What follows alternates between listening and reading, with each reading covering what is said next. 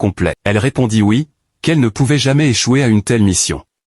Avec un câlin, il lui prit l'argent et lui promit de prendre rapidement 2 billets d'avion pour partir loin. Elle sauta de joie et décida d'aller voir si son plan se déroulait bien. « Allez femme, qui êtes-vous » Mais au moment où elle ouvrit la porte, elle se retrouva face à son mari. Elle sursauta et vit son amant danser de joie avec l'argent en main, sans savoir que le propriétaire de l'argent se tenait juste derrière lui. Bouche bée, elle ne savait quoi dire. Son mari la fixa, puis elle tenta de lui poser des questions sur sa présence ici.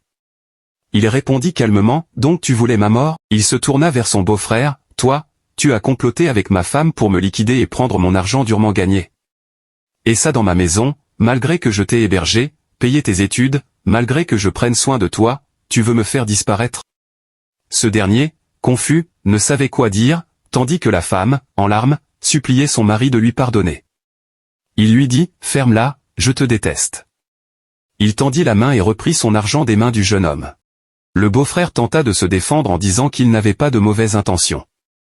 Le mari les traita tous deux de menteurs et d'ingrats. Il leur dit, « Sortez de chez moi avant que je n'appelle la police. » La femme, agenouillée, le suppliait de ne pas faire ça car elle n'avait nulle part où aller. Il insista, il ne voulait plus jamais la voir. Malgré ses supplications, son cœur était brisé, car il aimait sa femme. Est-ce sa récompense pour être devenu handicapé malgré lui? Vraiment, les hommes subissent beaucoup. La trahison vient souvent de ceux en qui l'on a placé toute sa confiance. L'amour aveugle peut coûter la vie. Il est important d'ouvrir les yeux, de ne pas ignorer les signes et de toujours rester vigilant, même dans les relations les plus proches. Ce n'est pas parce qu'une personne est douce en apparence qu'elle a de bonnes intentions. Seigneur, protège-moi de ceux qui me sourient mais cachent une lame dans leur cœur. Mets une barrière divine entre moi et toute personne qui veut ma chute. Donne-moi la sagesse de reconnaître les vrais défauts, et la force de m'éloigner des relations toxiques.